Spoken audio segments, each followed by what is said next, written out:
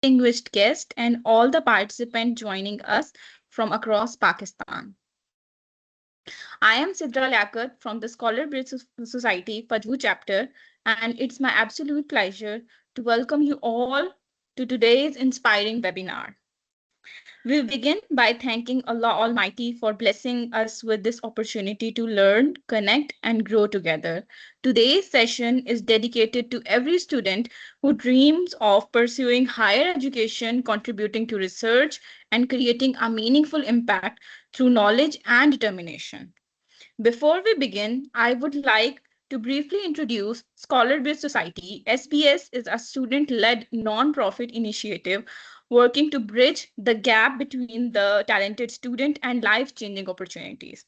Guided by our motto, Inspiring Mind, Changing Lives. SBS empowers students through scholarships, guidance, research, collaborations, internship, exchange programs, leadership development, entrepreneurship, and career readiness initiatives.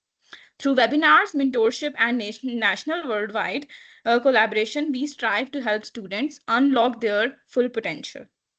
Now comes to the most exciting part of the today's webinar. It's my immense pleasure and privilege to introduce our honorable speaker, Mr. Usama Atta.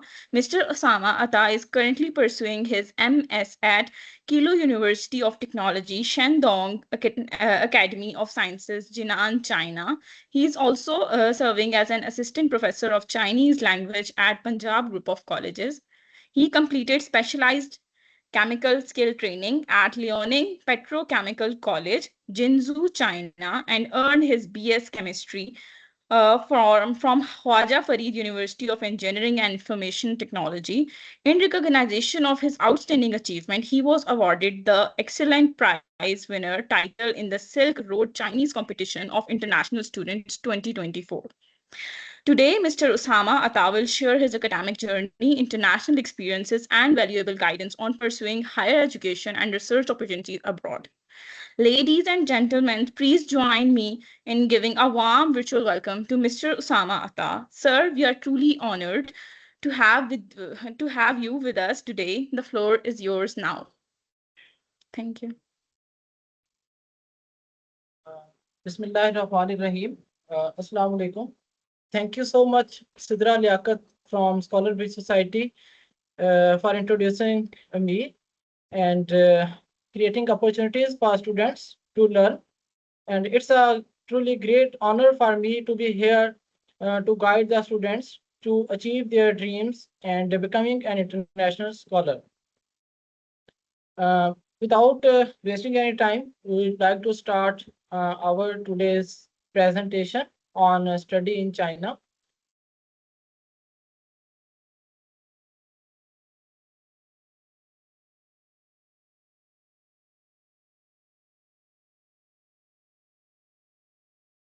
मेरी screen visible है? Yes, sir, visible है. Okay okay आज के session में हम देखेंगे कि China को क्यों चूज किया जाए स्टडी के लिए, चाइना किस तरह के स्कॉलरशिप्स ऑफर करता है, चाइनीज स्कॉलरशिप काउंसिल की कौन कौन सी टाइप्स हैं, एलिजिबिलिटी क्राइटेरिया क्या है, एप्लीकेशन प्रोसेस और टाइमलाइन क्या होती है चाइना में स्कॉलरशिप्स के लिए, कौन कौन से डॉक्यूमेंट्स आपको रिक्वायर्ड होते हैं चाइना में स्कॉलरशिप विन करने के लिए, चाइना की टॉप यूनिवर्सिटीज और उनमें से जो फील्ड्स ऑफर की जाती हैं जिनमें स्कॉलरशिप ऑफर किए जाते हैं वो कौन कौन सी हैं, कॉस्ट क्या होती है चाइना में स्टडी की, और स्कॉलरशिप कौन कौन से एक्सपेंसेस को कवर करता है, स्कॉलरशिप एप्लीकेशन को स्ट्रॉन्ग बनाने के लिए और स्कॉलरशिप विन करने के लिए कौन सी टिप्स एंड ट्रिक्स हैं, और स्टूडेंट्स क्या मिस्टेक्स करते हैं, और स्टूडेंट लाइफ कैसी होती है चाइना में। फर्स्ट ऑफ ऑल, चाइना को क्यों चूज किया जाए अपनी हायर एजुकेशन के लिए। जैसा कि आप सबको पता है कि मॉडर्न वर्ल्ड में चाइना टेक्नोलॉजी में एक्सेल कर रहा है। चाइना की जो यूनिवर्सिटीज हैं वो हाईली रैंक्ड हैं इंजीनियरिंग में, मेडिसिन में, बिजनेस एंड टेक्नोलॉजी में, नेचुरल साइंसेज में, सोशल साइंसेज में। और दूसरी चीज, एक्सपेंसेस के हिसाब से देखा जाए तो तो यूनाइटेड स्टेट्स, यूके, ऑस्ट्रेलिया और यूरोप के दूसरे कंट्रीज को अगर कंपेयर किया जाए तो चाइना में एजुकेशन के जो एक्सपेंसेस हैं वो बड़े अफोर्डेबल हैं। और जो स्कॉलरशिप ऑफर किए जाते हैं चाइना में वो बहुत ही मुख्तलिफ किस्म के स्कॉलरशिप ऑफर किए जाते हैं। और इतने ज़्यादा स्कॉलरशिप कोई दूसरा कंट्री मेरा नहीं ख्याल के ऑफर करता है। और चाइना में जो एजुकेशन है उसमें चाइनीज लैंग्वेज में अबूर हासिल करना ज़रूरी नहीं है, क्योंकि बहुत सारे इंग्लिश स्टार्ट प्रोग्राम्स ऑफर किए जाते हैं। और मॉडर्न वर्ल्ड में चाइना को सेफेस्ट कंट्री कंसिडर किया जाता है, इवन फॉर गर्ल्स और बॉयज़। हर हिसाब से उनकी पर्सनल सेफ्टी के हिसाब से कैंपसेस को देखा जाए तो मॉडर्न कैंपसेस हैं। और world all over the world इनकी जो कनेक्टिविटी है वो बड़ी फास्टली ग्रूम कर रही है। इसलिए चाइना को स्टडी के हिसाब से चूज करना दूसरे मालिक के हिसाब से मेरे ख्याल में आजकल बहुत ही बेहतर ऑप्शन है। अब आते हैं चाइना में स्कॉलरशिप्स किस किस तरह के ऑफर किए जाते हैं। सबसे ऊपर जो टॉप पे 3 स्कॉलरशिप्स हैं, जिसमें सीएससी है, Chinese government scholarship, PGS provincial government scholarship, Uni university या प्रेसिडेंशियल स्कॉलरशिप। ये 3 बहुत ही कॉमन स्कॉलरशिप्स हैं जो ऑफर किए जाते हैं चाइना में। और पाकिस्तानी स्टूडेंट्स ज्यादा इन 3 जो स्कॉलरशिप्स हैं इनके ऊपर अपनी क्लोज आई रखते हैं। इसके अलावा जो बॉटम पे 3 टाइप्स हैं, इनमें Confucius institute scholarship, belt and road scholarship और एचएसके विनर स्कॉलरशिप। ये 3 जो हैं ये रेयर हैं। अब जो चाइनीज गवर्नमेंट स्कॉलरशिप है ये चाइनीज गवर्नमेंट ऑफर करती है। इस स्कॉलरशिप की 2 टाइप्स हैं, ये हम आगे जाके देखेंगे कौन सी 2 टाइप्स हैं। इसके बाद आता है प्रोविंशियल गवर्नमेंट स्कॉलरशिप। ये चाइना की जो प्रोविंस है उनकी तरफ से ऑफर किया जाता है। स्पेसिफिक प्रोविंसेस हैं, चाइना के तमाम provinces provincial government scholarship provide नहीं करते। इनमें चांगसू, शांतोंग और इस तरह के जिनान, ये मुख्तलिफ प्रोविंसेस जो हैं वो ऑफर करते हैं प्रोविंशियल गवर्नमेंट स्कॉलरशिप। उसके अलावा आता है यूनिवर्सिटी या प्रेसिडेंशियल स्कॉलरशिप। चाइना की ऑलमोस्ट सभी यूनिवर्सिटी स्कॉलरशिप ऑफर करती हैं और वही यूनिवर्सिटी प्रेसिडेंशियल स्कॉलरशिप भी ऑफर करते हैं। ये यूनिवर्सिटी इंडिविजुअली ऑफर करती हैं। लेकिन जो सीएससी स्कॉलरशिप है ये चाइना गवर्नमेंट की तरफ से ऑफर किया जाता है और प्रोविंशियल भी एक टाइप का गवर्नमेंट स्कॉलरशिप है, तो ये इंडिविजुअली ऑफर नहीं किया जाता। इसके बाद आता है कन्फ्यूशियस इंस्टीट्यूट स्कॉलरशिप। पाकिस्तान में और पूरी दुनिया में मुख्तलिफ यूनिवर्सिटीज में चाइनीज लैंग्वेज और क्रॉस कल्चर एक्सचेंज के लिए चाइना ने मुख्तलिफ इंस्टीट्यूट ओपन किए हैं जिनको कन्फ्यूशियस इंस्टीट्यूट कहते हैं। ये इंस्टीट्यूट मुख्तलिफ किस्म के स्कॉलरशिप ऑफर करते हैं। इनमें ज्यादातर जो होते हैं वो लैंग्वेज लर्निंग के और कल्चरल एक्सचेंज के लिए स्कॉलरशिप्स होते हैं। इनको कन्फ्यूशियस इंस्टीट्यूट स्कॉलरशिप कहा जाता है। इसके बाद बेल्ट एंड रोड स्कॉलरशिप होता है। ये ऐसे कंट्रीज जिनमें जो है जैसे हमारा सी पैक है, सी पैक प्रोजेक्ट जो है उसमें पाकिस्तान ने कॉपरेट किया, चाइना पाकिस्तान इकोनॉमिक कॉरिडोर या बेल्ट एंड रोड का जो प्रोडक्ट है, बेल्ट एंड रोड इनिशिएटिव, उनके अंडर जो कंट्रीज आते हैं उन कंट्रीज में belt and road scholarship offer किया जाता है। उसके बाद एचएस के विनर स्कॉलरशिप होता है। वो ऐसे एचएस के है हाई शेपिंग स्कॉलरशिप, मतलब कि चाइनीज प्रोफिशिएंसी टेस्ट होता है। उस टेस्ट की बेसिस पे ऐसे स्टूडेंट्स जो फॉरेन स्टूडेंट्स जो चाइनीज लैंग्वेज सीखते हैं उनको फिर चाइनीज प्रोफिशिएंसी टेस्ट में पार्टिसिपेट करवाया जाता है कन्फ्यूशियस इंस्टीट्यूट के थ्रू। उनमें जो टॉप विनर स्टूडेंट्स होते हैं 1 और 2 उनको फिर स्कॉलरशिप ऑफर किया जाता है। ये है एचएस के विनर स्कॉलरशिप। इसके बाद हम आते हैं फर्स्ट और जो most common type of scholarship offer किया जाता है, Chinese government scholarship. Chinese government scholarship की 2 टाइप्स होती हैं। इसमें सीएससी स्कॉलरशिप कैटेगरी ए होता है जिसमें हम पाकिस्तान में जो चाइना की एम्बेसी है उसके थ्रू अप्लाई करते हैं, अपने सारे डॉक्यूमेंट्स वगैरह चाइना की एम्बेसी में सबमिट करवाते हैं और वहाँ पे फिर इंटरव्यूज वगैरह कंडक्ट किए जाते हैं और उसके बाद फिर फाइनल सिलेक्शन होती है।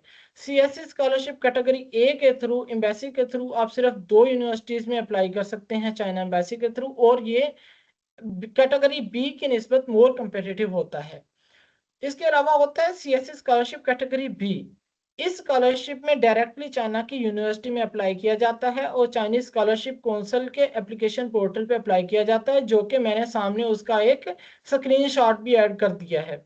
Chinese government scholarship information system एक ऐसी वेबसाइट है जहां पे चाइना में जो हम चाइनीज स्कॉलरशिप हासिल करते हैं जो गवर्नमेंट के बेसिस पे होता है, एक एप्लीकेशन हम यूनिवर्सिटी के पोर्टल पे फिल करते हैं, दूसरी application Chinese government scholarship portal पे फिल करते हैं।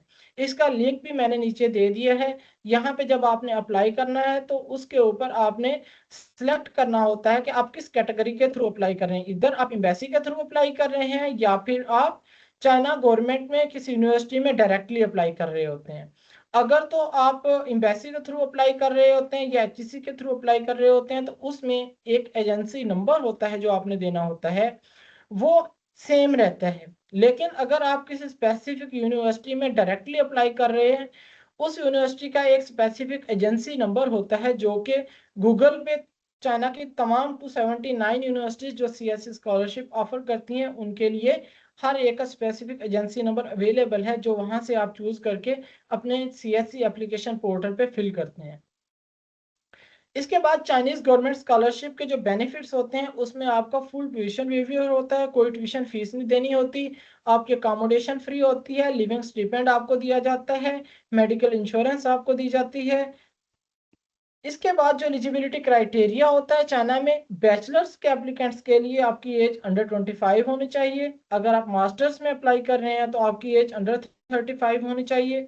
अगर आप पीएचडी में अप्लाई कर रहे हैं तो आपकी एज अंडर 40 होनी चाहिए। तो ये जो पीएचडी प्रोग्राम्स हैं इनके अंदर जितनी एज आपकी मिनिमम होगी उस हिसाब से आपको फिर स्कॉलरशिप ऑफर किया जाता है। जो दूसरी रिक्वायरमेंट्स हैं इसके अलावा, एज के अलावा, उसमें आपके पास पाकिस्तानी पासपोर्ट होना चाहिए जो कि वैलिड हो। उसके बाद आपके एकेडमिक ट्रांसक्रिप्ट्स और डिप्लोमा जो भी है वो आपका अटेस्टेड होना चाहिए, जो आपकी नेक्स्ट डिग्री के लिए रिक्वायर्ड है वो अटेस्टेड होना चाहिए। उसके बाद अगर इंग्लिश स्टार्ट प्रोग्राम है, कुछ यूनिवर्सिटीज उसके लिए आइल्स या फिर टोफल रिक्वायर करती हैं, आइल्स में आपका बैंड 6+ होना चाहिए। ये मुख्तलिफ यूनिवर्सिटीज हैं। कुछ ऐसी यूनिवर्सिटीज हैं जो जो जिनकी रिक्वायरमेंट में आइल्स शामिल नहीं है, कुछ ऐसी यूनिवर्सिटीज हैं जो आइल्स रिक्वायर करती हैं, जैसा कि बीजिंग की ज़्यादातर यूनिवर्सिटीज जैसे बीआईटी है या बीजिंग इंस्टीट्यूट ऑफ टेक्नोलॉजी, उसमें आपको आइल्स रिक्वायर होता है। उसके अलावा जो चाइनीज स्टार्ट प्रोग्राम्स हैं उसमें आपको HSK 4 या इससे अबव का सर्टिफिकेट प्रोवाइड करना होता है। लेकिन कुछ ऐसी भी यूनिवर्सिटीज हैं जो इसको जो आपसे रिक्वायर नहीं करती। आपने डिग्री के दौरान जब आप चाइना में पहुंच जाते हैं फिर आपको HSK टेस्ट की तैयारी करवाई जाती है और बाद में आपने उसका टेस्ट देना होता है।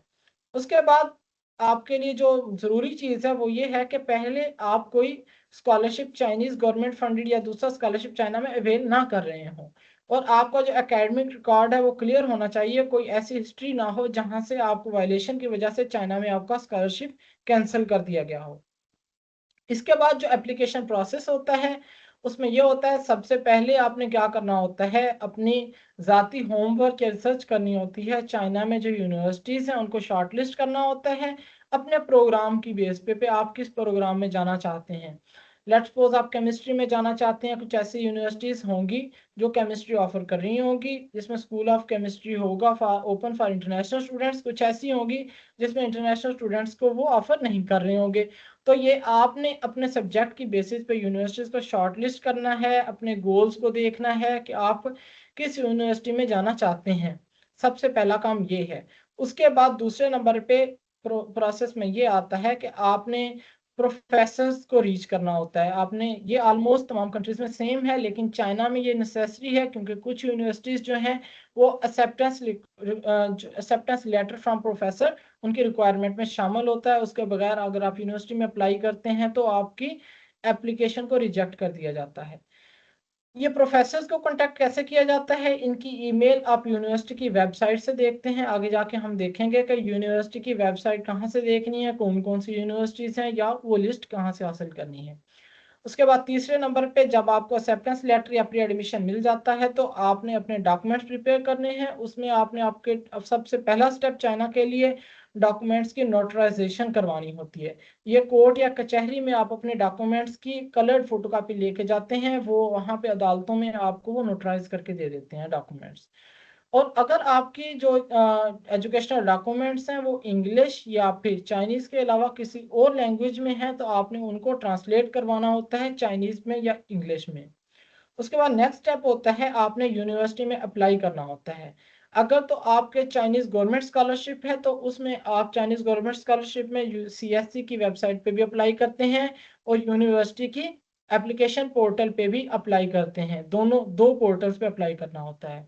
उसके बाद अप्लाई करने के बाद आपने वेट करना होता है। यूनिवर्सिटी कैंडिडेट्स को नॉमिनेट करती है, इंटरव्यूज होते हैं, CSC डॉक्यूमेंट्स को रिव्यू करती है और आपकी फाइनल सिलेक्शन होती है। फिर आपको डॉक्यूमेंट्स भेज दिए जाते हैं, आपका एडमिशन नोटिस और दूसरी चीज़ें।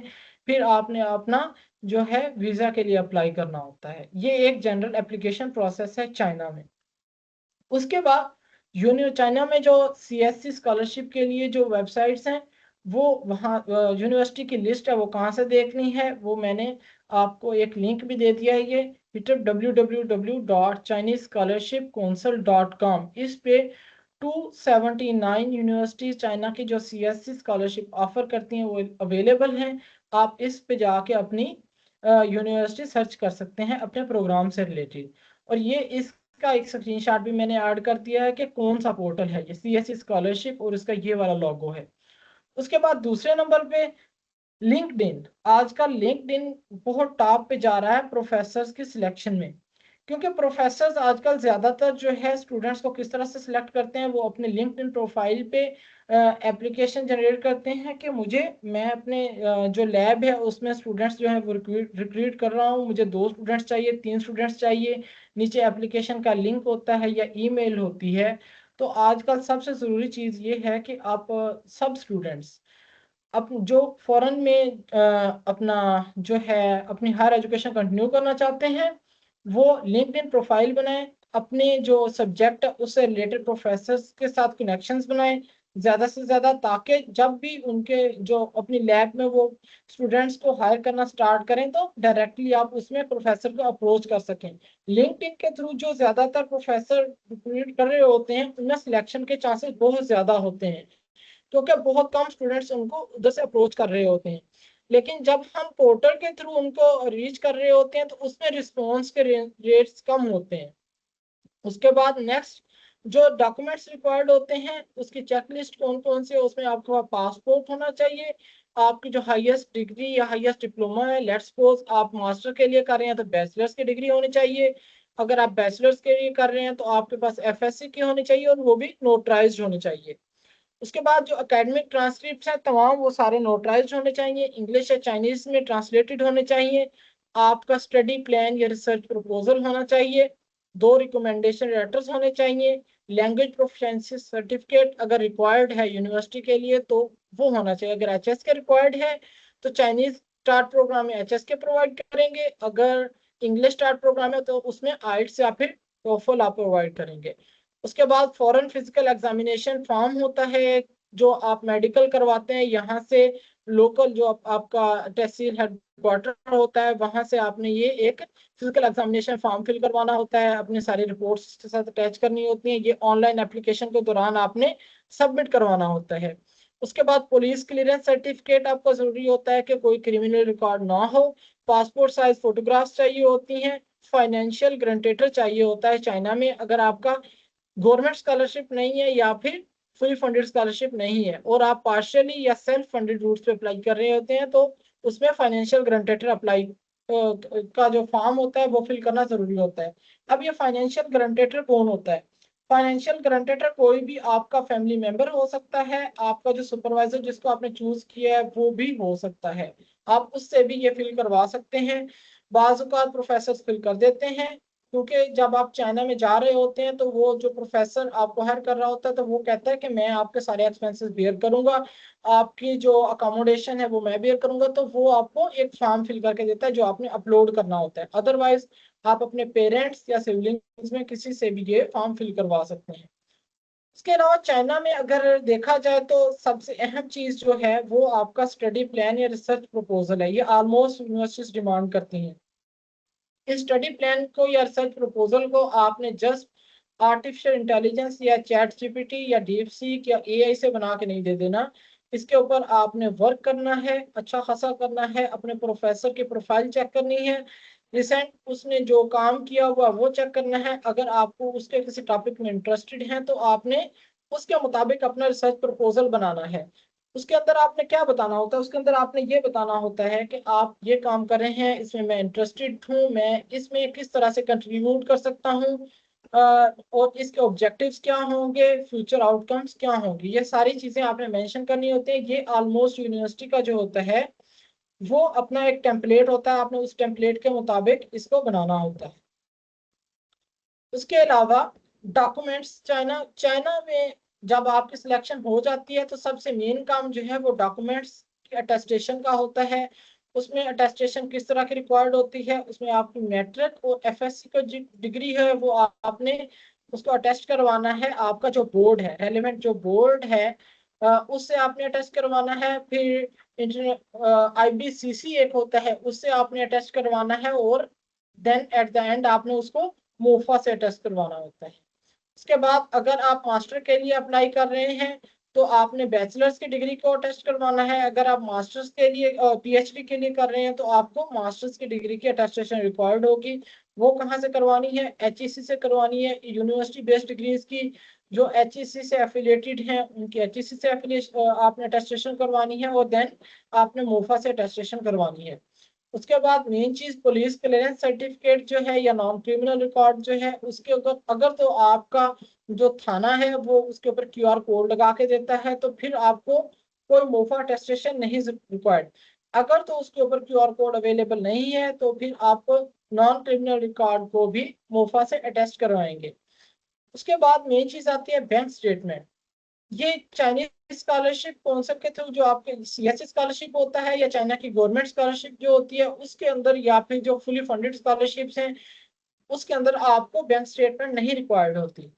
जो फुली फंडेड स्कॉलरशिप होते हैं चाइना में, आपका जो एडमिशन नोटिस जारी किया जाता है उसको, उस फॉर्म को कहते हैं, जो मिनिस्ट्री ऑफ एजुकेशन आपको जारी करती है उसको जेडब्ल्यू फॉर्म कहते हैं। ये दो तरह के फॉर्म होते हैं, एक JW201 फॉर्म होता है और एक JW202 फॉर्म होता है।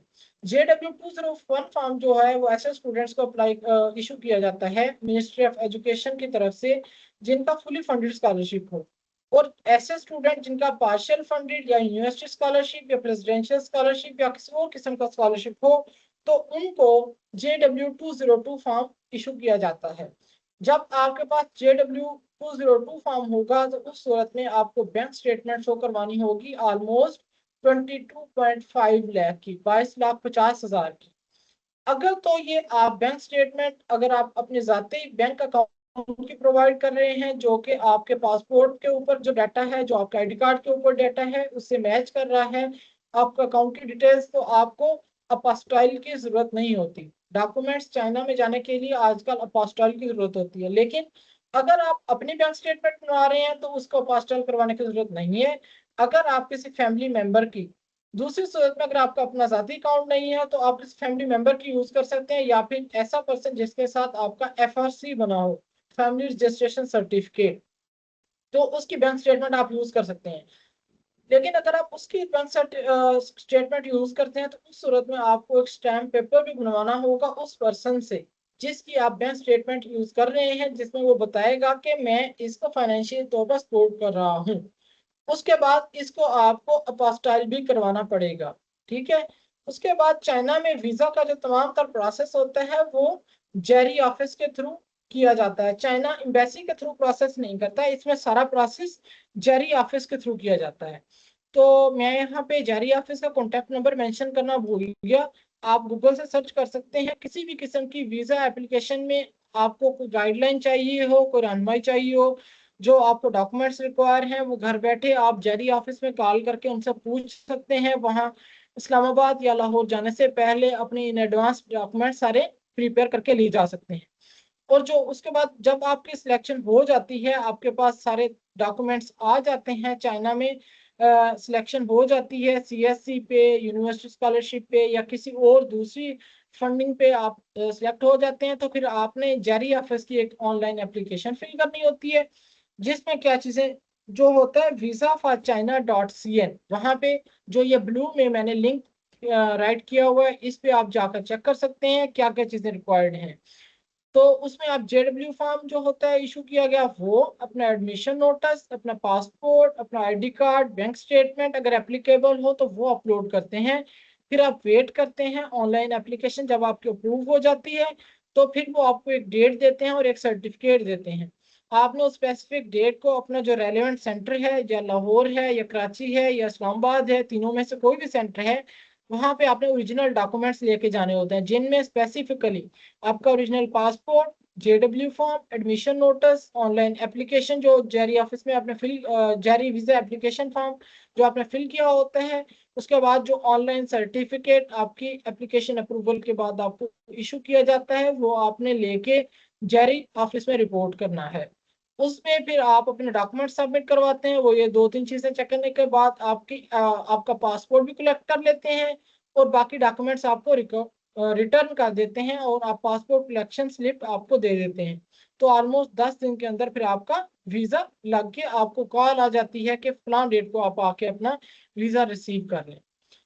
उसके बाद जो एप्लीकेशन कैलेंडर है चाइना में स्टडी के लिए, वो चाइना में ऑलमोस्ट स्कॉलरशिप है उनमें सितंबर इनटेक होता है। तो सितंबर इनटेक में आपने प्रिपरेशन कहाँ से स्टार्ट करनी है, एप्लीकेशन कहाँ से स्टार्ट करनी है, तो आपने अक्टूबर में प्रोफेसर को रीच करना स्टार्ट करना है।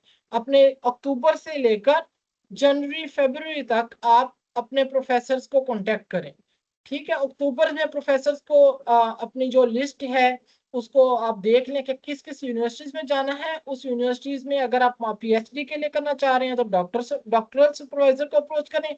अगर आप मास्टर्स में जाना चाह रहे हैं तो मास्टर के सुपरवाइजर, जब आप यूनिवर्सिटी की लिस्ट खोलेंगे तो वहां पे उसके साथ जो फैकल्टी होगी आपके रेलेवेंट, वहां पे उसके साथ मेंशन होगा कि ये पीएचडी का सुपरवाइजर है, ये मास्टर का सुपरवाइजर है। तो आपने उस हिसाब से अपने सुपरवाइजर को रीच करना स्टार्ट करना है, उनको ईमेल करनी है। अपने ईमेल में अब आप लोगों ने क्या करना है, ईमेल में आपने जो अपनी सीवी है वो आपने अटैच कर देनी है इन डिटेल में, वो साथ को वहां पे जाएगी प्रोफेसर को और वो फिर आपको रिस्पोंड करेंगे। ठीक है। अच्छा, ये आपने अक्टूबर से जन फेब तक आपने उनको कांटेक्ट करना है। तो प्री एडमिशन लेटर के लिए या एक्सेप्टेंस लेटर के लिए आपने उनको कहना है। ठीक है।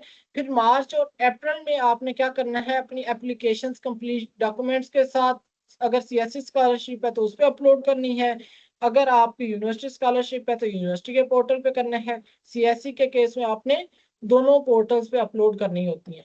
फिर अप्रैल और जून में जाके आपके जो एडमिशन नोटिस होते हैं या फिर स्कॉलरशिप्स होते हैं वो सारे आपके आना रिजल्ट्स आना स्टार्ट हो जाते हैं।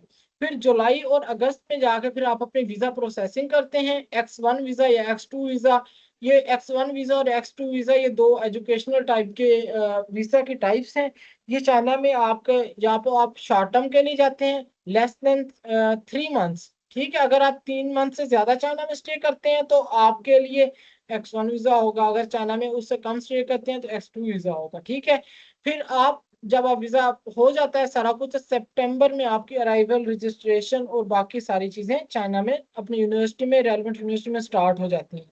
ये एक टिपिकल एप्लीकेशन कैलेंडर है चाइना के लिए।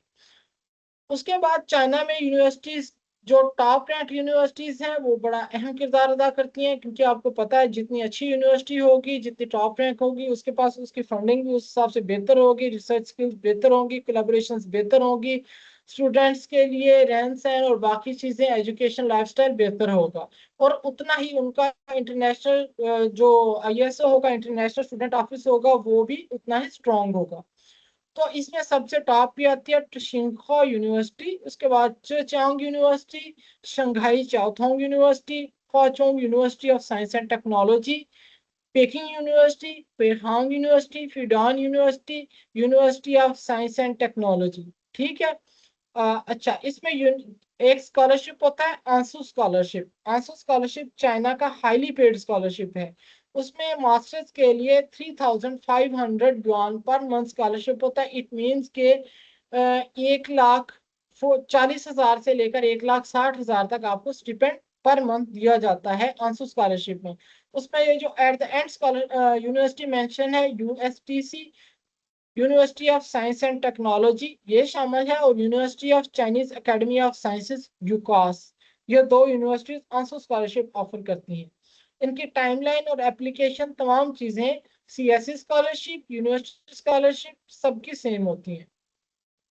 उसके बाद कॉस्ट और स्कॉलरशिप कवरेज की बात करें तो उसमें जो ट्यूशन होती है वो Chinese scholarship council, university scholarship दोनों में कवर्ड होती है। अकोमोडेशन चाइनीज गवर्नमेंट स्कॉलरशिप में तो कवर्ड होती है, लेकिन यूनिवर्सिटी स्कॉलरशिप में ये डिपेंड करता है, यूनिवर्सिटी टू यूनिवर्सिटी वेरी है।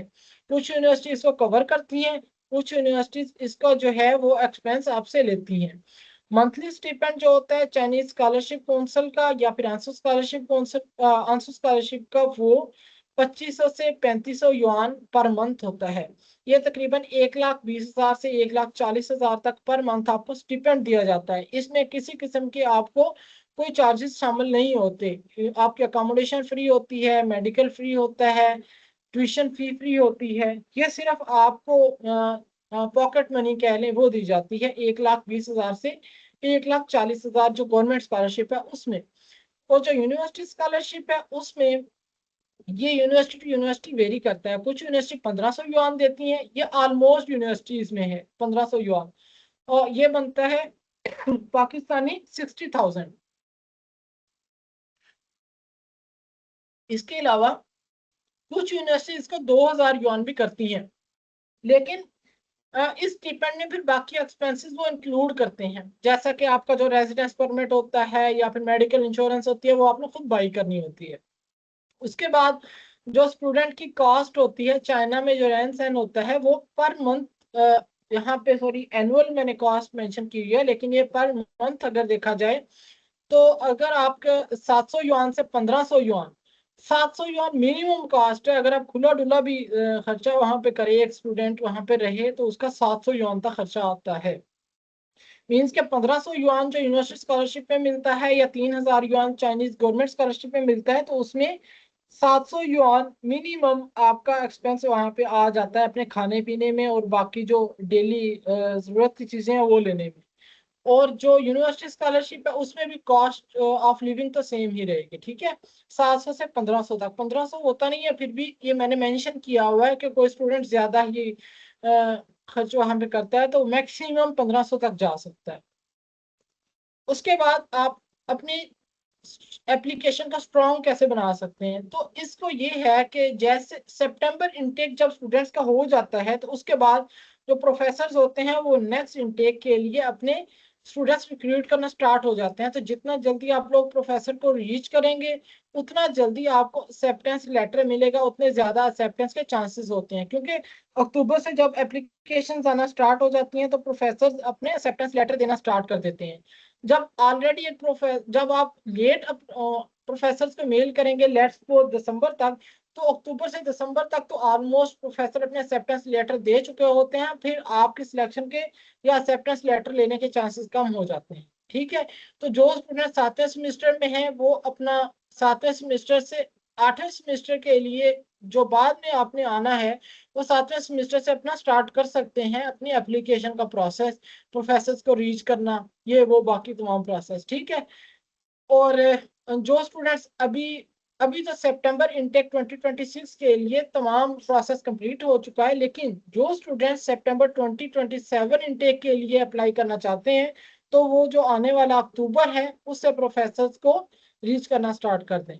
उसके बाद आपकी जो स्टेटमेंट ऑफ पर्पस है या स्टडी प्लान है वो ऐसे जेंडर टेम्पलेट ना हो कि हर स्टूडेंट का एक ही सेम, या फिर आप जो है ना ऐसे कोई स्पेसिफिक होना चाहिए, प्रोफेसर स्पेसिफिक जो आप जिस फील्ड में अप्लाई कर रहे हैं उसके पास, उस हिसाब से अपने स्टेटमेंट ऑफ पर्पस को आप टेलर करें।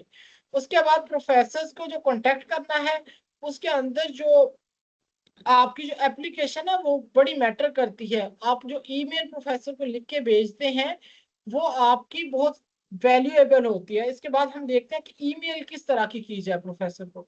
उसके बाद जो रिकमेंडेशन लेटर्स आप प्रोवाइड करते हैं दो, वो रिकमेंडेशन लेटर ऐसे ही आम नहीं होने चाहिए, कोई अच्छा प्रोफेसर हो, किसी की अच्छी रिसर्च हो, क्योंकि जो प्रोफेसर आपको रिकमेंड कर रहे होते हैं वो भी आपकी एप्लीकेशन में जो है ना वो असर रखते हैं। जो प्रोफेसर आपको रिक्रूट कर रहा होता है वो भी देखता है कि किस तरह का प्रोफेसर आपको जो है ना वो रिकमेंड कर रहा है हायर एजुकेशन के लिए। उसके बाद सिर्फ 2-4 यूनिवर्सिटीज में अप्लाई ना करें। आप ऐसा ना करें कि जो सीएससी स्कॉलरशिप की एक यूनिवर्सिटी या दो यूनिवर्सिटीज है उनमें अप्लाई करके बैठ जाएं। उसके बाद किसी प्रोफेसर को रीच ही ना करें। जब आप अपनी सीएससी की एप्लीकेशन का काम कर रहे हो तो आप बाकी जो यूनिवर्सिटी स्कॉलरशिप है उसके ऊपर भी अपनी नजर रखें। ज्यादा से ज्यादा प्रोफेसर को रीच करें, ज्यादा से ज्यादा प्रोफेसर से अपने एक्सेप्टेंस लेटर लें, मुख्तलिफ यूनिवर्सिटीज में अप्लाई करें। एट द एंड जब आपकी सिलेक्शन हो जाए तो उसके बाद देख लें कि कौन सी यूनिवर्सिटी बेहतर है, कौन सी यूनिवर्सिटी में मुझे ज्यादा अपॉर्चुनिटीज मिल रही हैं, तो फिर उसको फाइनली सिलेक्ट कर लें। और अपनी जो अचीवमेंट्स हैं, कोई अवार्ड्स आपने विन किए हैं, आपकी जो प्रीवियस रिसर्च है उसको हाईलाइट करके प्रोफेसर को बताएं कि ये मेरी रिसर्च आपकी रिसर्च से जो है वो मैच कर रही है। क्योंकि मुख्तलिफ यूनिवर्सिटीज जो हैं उसमें आपकी पब्लिकेशंस, जैसे कि आंसू स्कॉलरशिप है, उसमें आपकी पब्लिकेशंस या प्रोजेक्ट्स जो आपने विन किए होते हैं वो बहुत मैटर करते हैं। या फिर आपने जो रिसर्च कोलैबोरेशंस की होती हैं मुख्तलिफ प्रोफेसर्स के साथ काम किया होता है, वो बड़ा अहम किरदार अदा करते हैं। और आपकी जीपीए जो है, मेरे ख्याल में जो मुख्तलिफ यूनिवर्सिटीज हैं आजकल चाइना में सिलेक्ट कर रही, उसमें स्टूडेंट्स तो 3.3 वाले भी सिलेक्ट हो रहे हैं, नो डाउट। लेकिन ज्यादातर यूनिवर्सिटीज जो हैं उन्होंने अपना आजकल मिनिमम क्राइटेरिया 3.6 तक सेट किया हुआ है। वो 3.6 से अब स्टूडेंट्स को ले रहे हैं। तो इसलिए जीपीए भी इसमें बड़ा मैटर करता है। अगर आपकी हाई जीपीए है तो उसको भी अपने एप्लीकेशन में जरूर मेंशन करें, प्रोफेसर को मेल करते हुए या अपने सीवी में हाईलाइट करें। उसके बाद कुछ कॉमन मिस्टेक्स जो स्टूडेंट करते हैं, उसमें बहुत ज्यादा लेट वो अप्लाई करना स्टार्ट करते हैं। अब अक्टूबर में जो है वो प्रोसेस स्टार्ट हो जाएगा, स्टूडेंट्स एक दो यूनिवर्सिटीज में अप्लाई करके या सीएससी में अप्लाई कर देंगे या किसी एक यूनिवर्सिटी स्कॉलरशिप पे अप्लाई कर देंगे, फिर बैठ जाएंगे वेट करने में उसके रिजल्ट में। तो आपने ज्यादा लेट अप्लाई नहीं करना, एक तो। दूसरी चीज, एक दो यूनिवर्सिटीज में अप्लाई नहीं करना, ज्यादा यूनिवर्सिटीज को अपना टारगेट रखना है, मुख्तलिफ यूनिवर्सिटीज में एक से ज्यादा यूनिवर्सिटीज में अप्लाई करें। उसके बाद स्टेटमेंट ऑफ पर्पस, उसमें कोई दम होना चाहिए, आपका पता चले कि कुछ स्टूडेंट्स ने पीछे भी कोई रिसर्च की है या फिर आगे रिसर्च करने की सलाहियत रखता है। उसके बाद कुछ स्टूडेंट्स जब यूनिवर्सिटी की एप्लीकेशन फिल कर रहे होते हैं तो वहां पे अपने नोटराइज्ड डॉक्यूमेंट नहीं अपलोड करते, सिंपल डॉक्यूमेंट अपलोड कर देते हैं। नोटराइजेशन को मुश्किल काम नहीं है, सिंपल आप अदालतों में जाएं, वहां पे नोटराइज करवाएं अपने डॉक्यूमेंट्स को, 2-3 स्टैंपें होती हैं वो लगा के, उसके बाद अपने डॉक्यूमेंट्स को जो रिक्वायरमेंट है उसके मुताबिक अपलोड करें। उसके बाद ऐसी यूनिवर्सिटी जिनमें एचएससी की रिक्वायरमेंट है, कुछ स्टूडेंट उसको जो है ना वो इग्नोर करते हैं, अपने एचएस का सर्टिफिकेट नहीं अपलोड करते या अपलोड करना बाद में टेस्ट होते हैं भूल जाते हैं, तो इसमें भी उनका स्कॉलरशिप कैंसिल हो जाता है। और ऐसी यूनिवर्सिटी सिर्फ कुछ स्टूडेंट टॉप की यूनिवर्सिटी जो है ना उनके ऊपर नजर रखते हैं, जो जैसे कि मैंने टॉप की यूनिवर्सिटी भी मेंशन की है, कुछ स्टूडेंट सिर्फ इन्हीं यूनिवर्सिटी को टारगेट रखेंगे क्योंकि उनमें कंपटीशन ज्यादा होता है तो स्कॉलरशिप विन करने के चांसेस थोड़े से कम हो जाते हैं। तो इसलिए लो रैंक यूनिवर्सिटीज को भी अपना टारगेट रखें। उसके बाद जो रिकमेंडेशन लेटर्स होते हैं वो, अगर आप एसोसिएट प्रोफेसर के अपलोड करते हैं तो वो अपनी वैल्यू रखते हैं, अगर आप असिस्टेंट प्रोफेसर के अपलोड करते हैं तो उसकी एक अपनी वैल्यू होती है। तो जिस बंदे से आप रिकमेंडेशन लेटर ले रहे हैं वो भी जरा देख के लीजिए, ये भी बड़ा एक अहम किरदार अदा करते हैं। कुछ यूनिवर्सिटीज ऐसी हैं जिनकी रिकमेंडेशन आप लोगों ने ऑनलाइन फिल करनी होती है। कुछ ऐसे प्रोफेसर होते हैं जो आपको कह तो देते हैं कि हम आपको रिकमेंड करते हैं, लेकिन जब यूनिवर्सिटी उनको ऑनलाइन रिकमेंडेशन लेटर के फॉर्म भेजती है तो वो ऑन टाइम फिल नहीं करते, जिससे आपकी एप्लीकेशन रिजेक्ट हो जाती है। तो ऐसे प्रोफेसर को ढूंढें या प्रोफेसर से मतलब कि फिर फॉलो अप भी करते रहें ताकि प्रोफेसर आपकी जो ऑनलाइन रिकमेंडेशन फॉर्म है वो ऑन टाइम फिल करके यूनिवर्सिटी को रिटर्न कर दे ताकि आपकी एप्लीकेशन रिजेक्ट ना हो। उसके बाद चाइना में जो पाकिस्तानी स्टूडेंट की लाइफ है, तो मेरे ख्याल में तो अगर आप में जो भी स्टूडेंट चाइना में आते हैं या सिलेक्ट होते हैं तो वो चाइना को अपना दूसरा घर ही समझेंगे। क्योंकि चाइना में जो पाकिस्तानी स्टूडेंट्स हैं आजकल उनकी रेशो बहुत ज्यादा बढ़ गई है और वहाँ पे हलाल फूड भी अवेलेबल है। ये जो रूमर्स बहुत ज्यादा यहाँ पे पाकिस्तान में रहते हुए हमें सुनने को मिलती हैं कि हलाल फूड का बड़ा इशू होता है, ये वो सारी चीजें, तो चाइना में रहते हुए इस तरह का कोई आप स्टूडेंट्स को इशू नहीं होगा। हलाल फूड भी अवेलेबल होती है, यूनिवर्सिटीज में किचन अवेलेबल होते हैं जहाँ पे आप अपने खाने खुद बना सकते हैं। आपको डोर स्टेप पे अपना जो भी सामान आप मंगवाना चाहें तो वहाँ पे आपको एट द डोर स्टेप मिलेगा। ठीक है। और हर चाइना की मेरे नहीं ख्याल के कोई ऐसी यूनिवर्सिटी होगी जहाँ पे पाकिस्तानी स्टूडेंट ना हो। जब भी आप जाएंगे तो पाकिस्तानी कम्युनिटी वहां पर आपको मिलेगी। उसके बाद सेफ्टी के हिसाब से देखा जाए तो चाइना आजकल मॉडर्न वर्ल्ड में सेफेस्ट कंट्री कंसिडर किया जाता है स्टूडेंट्स के लिए और हर लिहाज से। उसके बाद पाकिस्तान और चाइना के जो बढ़ते तल्लुकात है उसको देखा जाए तो चाइना में जो पाकिस्तानी स्टूडेंट्स हैं उनको बहुत ज्यादा रिस्पेक्ट दी जाती है। उसके बाद जो चाइनीज यूनिवर्सिटीज हैं वो पाकिस्तानी स्टूडेंट्स को या फिर उनके इंटरनेशनल स्टूडेंट ऑफिस जो है वो बड़े स्ट्रॉन्ग हैं और बड़े कोऑपरेटिव हैं। आपको हर स्टेप पे स्टेप बाय स्टेप आपको गाइड करते हैं, उंगली पकड़ के आपको यूनिवर्सिटी तक पहुंचाते हैं। थैंक यू सो मच, ये मेरी तरफ से। अब आप स्टूडेंट्स के जो भी क्वेश्चन हो वो आप पूछ सकते हैं, चैट बॉक्स में मेंशन कर दें या फिर आप उसको जो है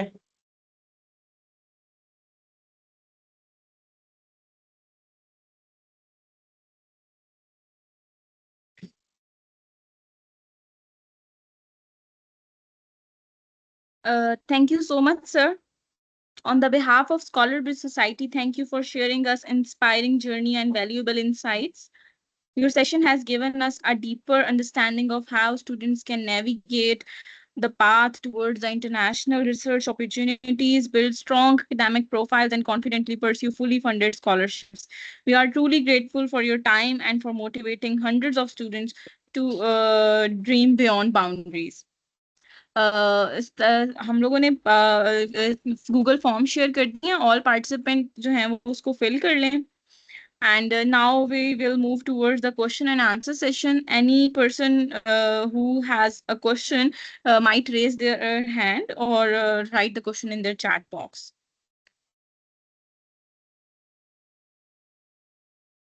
थैंक यू सिद्रा। स्टूडेंट्स ये एक फॉर्म भी शेयर किया गया है और इसको आप फिल कर लें जैसा कि सोसाइटी की तरफ से बताया गया है। और बाकी आपके क्वेश्चंस हैं तो आप चैट में मेंशन कर सकते हैं, चैट बॉक्स में मैं आपके वन बाय वन उसको आंसर करता जाऊँ। Thank you.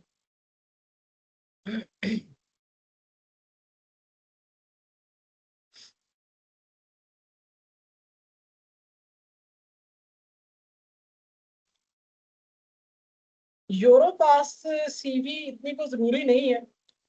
सीवी का मतलब ये होता है कि आपकी सारी प्रोफाइल जो है वो उनके सामने खुल के सामने आ जाए। तो यूरो पास सीवी का क्यों कहा जाता है कि वो जरा डिटेल्ड सीवी होती है।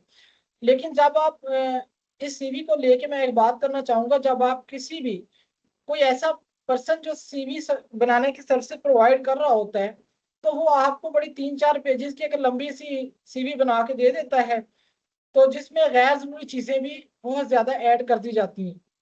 लेकिन आप अपनी सीवी खुद भी बना सकते हैं, उसको बनाएं और उसको इन डिटेल रखें, मतलब कि स्पेसिफिक हो, वो फजूल की चीजें उसमें ना हो। लेट्स सपोज अगर आप केमिस्ट्री में जाना चाह रहे हैं तो केमिस्ट्री के हिसाब से आपके लिए रिक्वायरमेंट्स जो हैं उसमें ये है कि आपने कहीं पे अगर कोई प्रोजेक्ट किया है, किसी इंडस्ट्री में आपने कोई काम किया है, किसी कोई आपने रिसर्च पेपर पब्लिश किया है या रिव्यू आर्टिकल, जो भी आर्टिकल्स वगैरह आपने पब्लिश किए हैं तो वो आप उसमें जरूर मेंशन करें।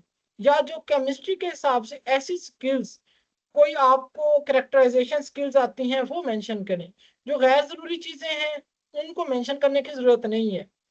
तो यूरोपास सीवी आजकल स्टूडेंट्स को बड़ा ये कंफ्यूज करती है, क्योंकि ये सीवी एक बड़ी 3-4 पेजेस की एक लंबी सीवी होती है, जैसे कि कोई रिव्यू आर्टिकल के लिए कोई रिक्वायर्ड चीज हो।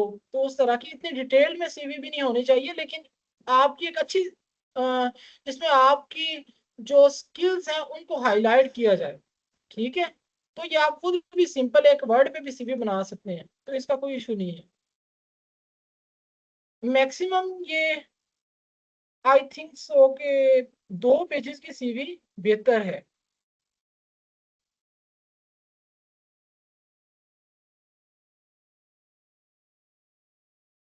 जी, जब हम मुख्तलिफ यूनिवर्सिटीज में अप्लाई करते हैं तो जो यूनिवर्सिटी की रिक्वायरमेंट होगी, जाहिर सी बात है फिर उसी के हिसाब से हम वो डॉक्यूमेंट अपलोड करेंगे या प्रोवाइड करेंगे।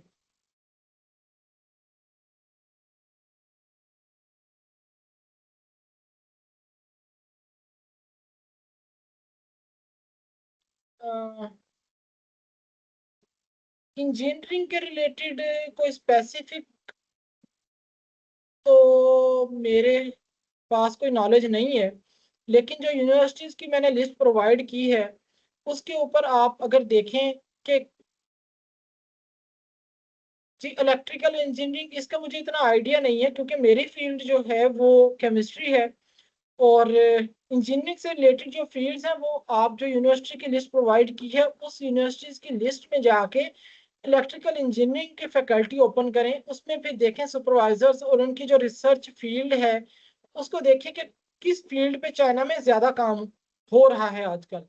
तो उसमें जब आप 4-5 यूनिवर्सिटीज के प्रोफेसर की प्रोफाइल विजिट करेंगे तो ऑटोमेटिकली आपके सामने एक क्लियर पिक्चर आ जाएगी कि चाइना में जो इलेक्ट्रिकल इंजीनियरिंग की फील्ड में प्रोफेसर किस किस डायरेक्शन के ऊपर ज्यादा फोकस कर रहे हैं।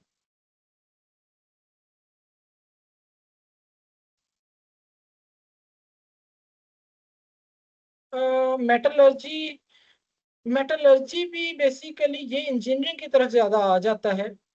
तो इसको भी आप देखें चाइना में जो आपने प्रोफेसर को अप्रोच करना है ना, तो वो आपने अपनी फील्ड के हिसाब से, सबसे जरूरी चीज यही है कि कौन सी यूनिवर्सिटी और कौन सा प्रोफेसर आपके सब्जेक्ट में रिसर्च करवा रहा है या स्टूडेंट को हायर कर रहा है। ये फर्स्ट स्टेप है जो आपने फाइंड करना है। तो जो 279 यूनिवर्सिटीज की लिस्ट है आपने वहां पे जाके देखना है कि मेरी फील्ड के अंदर किस किस यूनिवर्सिटी में जो अपॉर्चुनिटीज अवेलेबल हैं। ठीक है।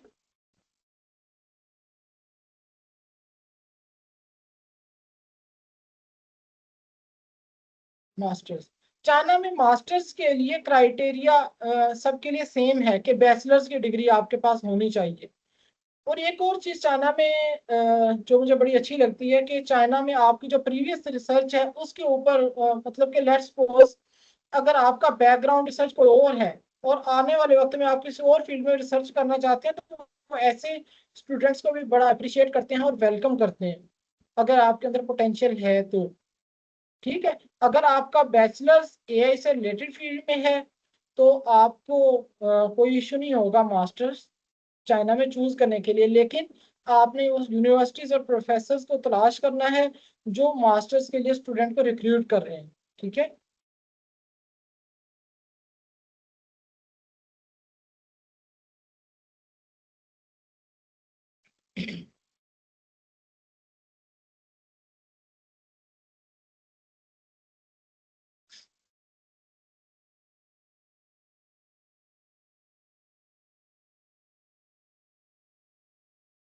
सॉरी, ऑनलाइन ऐप पे पासपोर्ट का तो मुझे कोई आइडिया नहीं है। ये डॉक्यूमेंट्स तो आपको अपनी जो डिस्ट्रिक्ट है उसके हिसाब से ही बनवाने पड़ेंगे, इस तरह के जो ऑफिशियल डॉक्यूमेंट्स होते हैं। और पासपोर्ट ज़्यादातर जो है वो जो इमिग्रेशन ऑफिस है उसको विजिट करके ही बनवाया जाता है, और बेहतर भी यही है कि इमिग्रेशन ऑफिस को विजिट करके बनवाना चाहिए क्योंकि पासपोर्ट आपकी सिलेक्शन में आपका नेक्स्ट प्रोसेस में बड़ा अहम किरदार अदा करता है।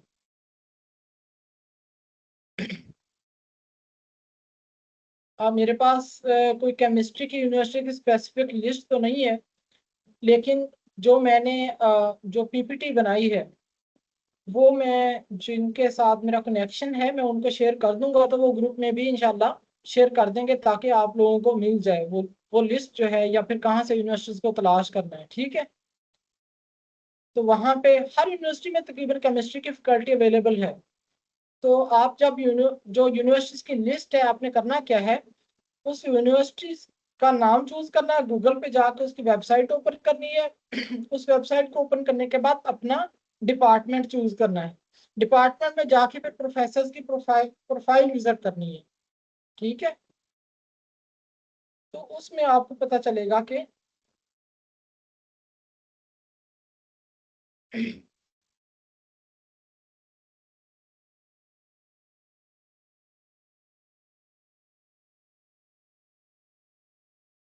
ओके, ईमेल ईमेल बड़ा जो है ना वो अहम किरदार अदा करती है आपकी सिलेक्शन में। ईमेल के अंदर मैंने ज्यादातर स्टूडेंट्स को जो देखा है वो जब स्टार्ट करते हैं तो एक तो मुझे जो चीज देख के सबसे पहला इंप्रेशन जाता है, उसमें कुछ स्टूडेंट्स आजकल जो मेंशन कर रहे होते हैं ना, let's suppose Usama is here, hello good evening, Usama is here, what is meant by Usama is here. आप अपना इंट्रोडक्शन करवा रहे हैं किसी प्रोफेसर को, तो सबसे पहले आप अपना जो इंट्रोडक्शन करवाएं, ब्रीफ इंट्रोडक्शन, उसमें ये होना चाहिए अगर आप जो भी डियर सर, डियर प्रोफेसर का नाम लाजमी मेंशन करें, ये एक आप ईमेल करते वक्त एक अच्छा इंप्रेशन जाता है। लेट्स सपोज प्रोफेसर का नाम है छन, तो आप उसको मेंशन करते हैं डियर प्रोफेसर छन, my name is Usama and I have completed my masters from Fla University and currently I am pursuing, जो भी आप अपना जो रोल प्ले कर रहे हैं वो करें, and और उसके बाद I am willing to pursue my master's degree या doctoral degree under your supervisor, under your supervision, or I wanted to pursue my degree in China। और आगे आप मेंशन करें किस स्कॉलरशिप के बिहाफ पे आप करना चाह रहे हैं, गवर्नमेंट स्कॉलरशिप पे करना चाह रहे हैं, यूनिवर्सिटी स्कॉलरशिप पे करना चाह रहे हैं, जिस स्कॉलरशिप पे भी आप करना चाह रहे हैं उसको बताएं। ठीक है, तो उसके बाद उससे पूछें कि मैंने आपकी प्रोफाइल विजिट की है, आपकी ये वाला रिसर्च पेपर मैंने पढ़ा है जिसका टाइटल ये है, इसके अंदर मैं आपके साथ फर्दर रिसर्च परस्यू करने में विलिंग हूँ। तो अगर आपके पास कोई मास्टर की या डॉक्टरल पोजीशन अवेलेबल है तो मुझे आपका एक्सेप्टेंस लेटर रिक्वायर्ड है, ताकि मैं अपनी जो स्कॉलरशिप की एप्लीकेशन है वो फिल कर सकूं और चाइना में अपनी स्टडी कंटिन्यू करने के लिए एप्लीकेशन फॉर्म फिल कर सकूं। तो ये एक छोटी सी मुख्तसर सी जो है ना वो ईमेल इस तरह की होनी चाहिए। आपकी जो प्रीवियस आपने अगर कोई उस फील्ड से रिलेटेड कोई रिसर्च आर्टिकल या रिव्यू आर्टिकल या उसमें कोई रिसर्च किया तो उसको भी ईमेल में आप मेंशन कर दें। अगर कोई आपने पेपर पब्लिश किया है तो उसको भी अपनी सीवी जब आप अटैच करें ईमेल के एंड पे तो उसको उसके साथ अटैच कर दें ताकि प्रोफेसर तक वो पहुंच जाए। तो ये बड़ा एक अच्छा इंप्रेशन जो है ना वो रखती है आपके सिलेक्शन में। जी, सबसे टॉप पे जो है ना वो गवर्नमेंट स्कॉलरशिप है, चाइनीज गवर्नमेंट स्कॉलरशिप, क्योंकि उसमें आपको जो स्टिपेंड होता है ना वो पर मंथ 1,20,000 होता है। और जो यूनिवर्सिटी स्कॉलरशिप होता है मोस्टली उसमें मास्टर्स के लिए आपका जो स्टिपेंड होता है उससे हाफ होता है, एक 60,000। तो पैसे तो हर किसी को ही अच्छे लगते हैं, तो उसको भी देखा जाए तो जो है ना वो गवर्नमेंट स्कॉलरशिप बेहतर है। और गवर्नमेंट स्कॉलरशिप वही यूनिवर्सिटीज ऑफर करती हैं जो टॉप रैंक है। ठीक है, तो इसलिए गवर्नमेंट स्कॉलरशिप ज्यादा बेहतर है। जी क्यों नहीं, आपने जो मास्टर में थीसिस किया है उसको आप कंटिन्यू कर सकते हैं आगे। ठीक है, आप जो अपना रिसर्च प्रपोजल वगैरह बनाएं, सारा कुछ प्रोफेसर से जब आप कांटेक्ट करें तो उनको बताएं कि प्रीवियस में मैंने ये काम किया है, आगे मैं इसे कंटिन्यू करना चाहता हूँ, पाकिस्तान में मेरे पास रिसर्च फैसिलिटीज नहीं थी, तो आपके जो रिसर्च जो है वर्क है वो मेरे से अलाइन करता है, तो मैं इसी के ऊपर आपके पास काम करना चाहती हूँ।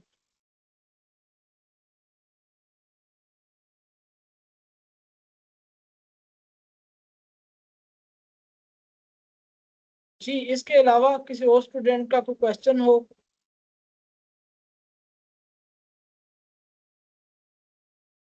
जी, चाइना में गवर्नमेंट स्कॉलरशिप हो या फिर यूनिवर्सिटी स्कॉलरशिप हो, उसमें मैंने बताया है कि आजकल यूनिवर्सिटीज जो हैं वो 3.6 से ऊपर ऊपर उन्होंने अपना क्राइटेरिया सेट किया हुआ है, लेकिन 3.3 वाले भी सिलेक्ट हो रहे हैं, 3.2 वाले भी सिलेक्ट हो रहे हैं। कुछ ऐसे स्टूडेंट्स होते हैं उनकी पब्लिकेशंस भी ज्यादा होती हैं, उनकी रिसर्च के ऊपर जो अपने रिस्पेक्टिव फील्ड होती है ग्रिप बहुत स्ट्रांग होती है, तो 3.2 3.3 वाले भी सिलेक्ट हो रहे हैं, नो डाउट। लेकिन अगर आपकी रिसर्च प्रीवियस में अच्छी नहीं है, कोई पेपर नहीं है, कोई पब्लिकेशन नहीं है, तो फिर आपकी जीपीए बड़ा अहम किरदार अदा करती है। तो जो आपकी हाई जीपीए होगी तो वो आपके लिए जरूर बेनिफिशियल रहेगी। जी, एक्चुअली हर चाइना चीज में ना प्रॉपर आइट्स और बेसिस। एचएस के बगैर पढ़ सकते हैं, ये ऑलमोस्ट स्कॉलरशिप है वो एचएस के और आइट्स के बगैर ही हैं, ज्यादातर यूनिवर्सिटी यही ऑफर कर रही हैं। जी मोहम्मद असदुल्लाह। सर मैं ये कह रहा था कि जीपी का कोई स्टूडेंट पूछ रहा था, मैं कह रहा था कि चाइना में ना हर चीज़ थोड़ी थोड़ी वेटेज के हिसाब से वो मेजर कर रहे होते हैं। आपका जीपी, आपकी पब्लिकेशन, मतलब क्वालिटी विद क्वांटिटी सारी चीज़ें मैटर करती हैं, तो मैं ये देख रहा था। अच्छा स्टूडेंट्स, ये मोहम्मद असदुल्ला जो हैं, जो अभी आपको गाइड कर रहे थे, ये मेरे फेलो भी हैं और इनकी जो रिसर्च है वो बहुत स्ट्रांग है।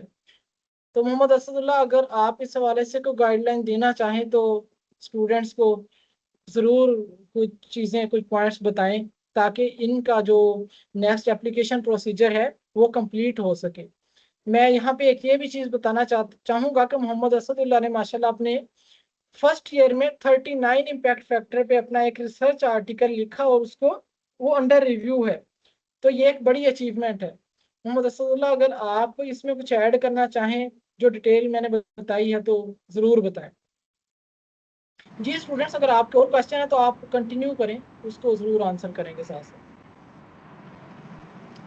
आपने फर्स्ट ऑफ ऑल तो मुझे परमिशन चाहिए जो इस मीटिंग को डील कर रहा, ताकि फिर मैं, अगर मेरे पास कुछ कमेंट है, मैंने नोट किए थे विद परमिशन ऑफ रिस्पेक्टेड जो है उनकी, अगर मुझे परमिशन मिलती है तो मैं पॉइंट जो है ना वो अपने बता देता हूँ। मोहम्मद आदिल, सिद्रा लियाकत, अगर परमिशन हो तो मोहम्मद असदुल्ला जो हैं वो कुछ पॉइंट्स जरूर जरूर हाईलाइट करना चाहेंगे इसमें। Yes, sir, sure.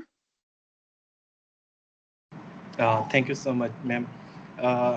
कुछ पॉइंट कवर हो गए थे, कुछ पॉइंट थे कि आंसर स्कॉलरशिप वो लास्ट पे जाके कवर हो गई थी, और जो सीएससी स्कॉलरशिप होती है ना, जिसमें टाइप ए होता है, उसमें एक टेस्ट होता है HAT, वो देना ज़रूरी होता है।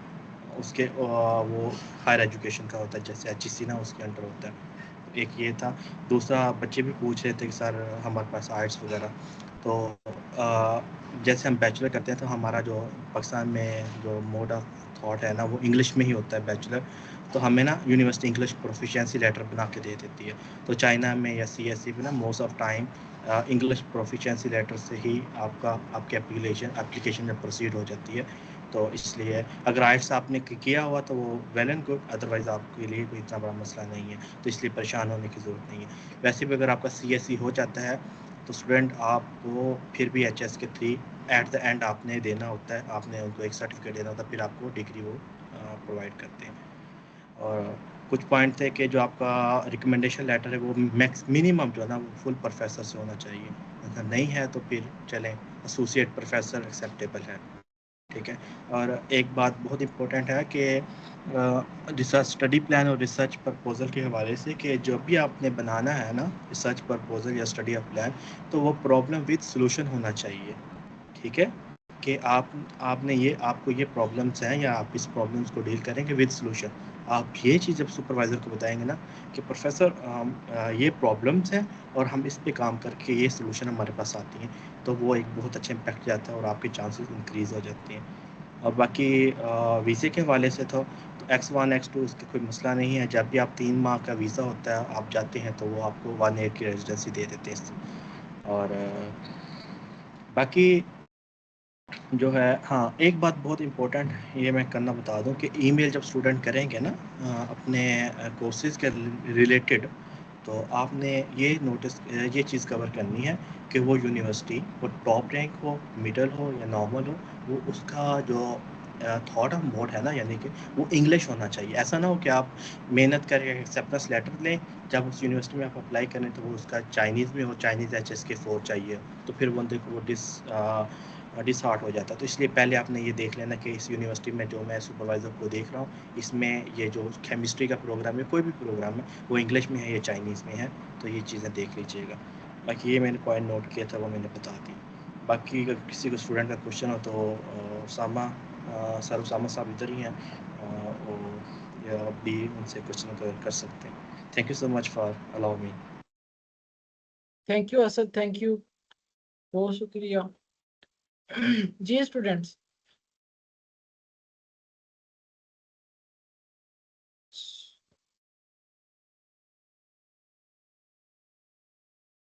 हाँ जी, रिकमेंडेशन लेटर आपने जो है ना, इसमें मैं आपको एक चीज़ बताना चाहूँगा कि आप लेट सपोज आपकी चचांग यूनिवर्सिटी में आप अप्लाई कर रहे हैं, तो जब आप रिकमेंडेशन लेटर के लिए अपने प्रोफेसर से कांटेक्ट करें तो उस रिकमेंडेशन लेटर में बजाय ये कि आप लिखवाएं कि I recommend this student for pursuing his masters degree in Zhejiang university, ये लिखवाने के बजाय आप उसको जनरल रिकमेंडेशन लेटर बनवाएं। ठीक है, जब आप जनरल रिकमेंडेशन लेटर बनवाएंगे ना तो आप 100-200 जितनी यूनिवर्सिटीज में भी अप्लाई करेंगे ना तो वो रिकमेंडेशन लेटर आपकी हर यूनिवर्सिटी में चल जाएगा। लेकिन आप अगर जनरल जो स्पेसिफिक किसी यूनिवर्सिटी के हिसाब से कर लेंगे तो बार बार जब आप उसी प्रोफेसर को रिकमेंडेशन लेटर के लिए अप्रोच कर रहे होंगे तो वो फिर आपके लिए मसला बनेगा, तो वो प्रोफेसर भी बार बार फिर वो जो है ना रिकमेंडेशन लेटर नहीं देते। ये मैं उस रिकमेंडेशन लेटर की बात कर रहा हूँ जो आपने पीडीएफ फॉर्म में अपलोड करना होता है। और दूसरे जो ऐसे रिकमेंडेशन लेटर्स होते हैं जिनकी ऑनलाइन अप्रूवल रिक्वायर्ड होती है, ऑनलाइन प्रोफेसर ने फॉर्म फिल करना होता है, वो तो स्पेसिफिक होते हैं, लेकिन जो पीडीएफ में अपलोड करने होते हैं वो आप उसको जो है ना वो जनरल बनवाएं। ठीक है,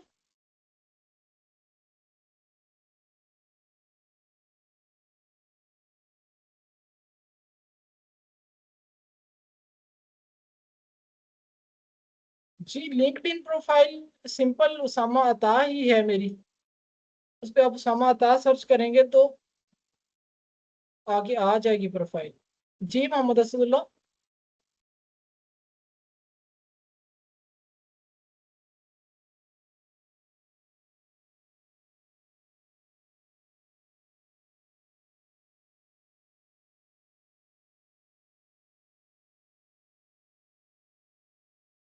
इसके अलावा और किसी स्टूडेंट का क्वेश्चन? मोहम्मद असदुल्ला आप कुछ कहना चाह रहे हैं शायद? नहीं नहीं, मैंने जो कहना था वो ओके मैंने बता दिया स्टूडेंट को। जी, हाँ बाकी जी, मेरे पास ऐसा कुछ क्वेश्चन नहीं। Okay okay okay. इसके अलावा किसी स्टूडेंट का कोई क्वेश्चन?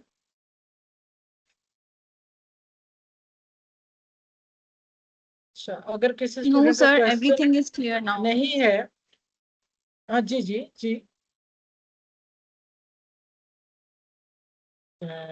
सिविल इंजीनियरिंग इसका, जी आप थर्ड ईयर स्टूडेंट हैं तो आप जब आपका लास्ट सेमेस्टर हो तो जब लास्ट सेमेस्टर में इंटर हो जाए तो उस वक्त आप इसमें अप्लाई करना स्टार्ट करें। ठीक है, प्रोफेसर को रीच करना स्टार्ट करें।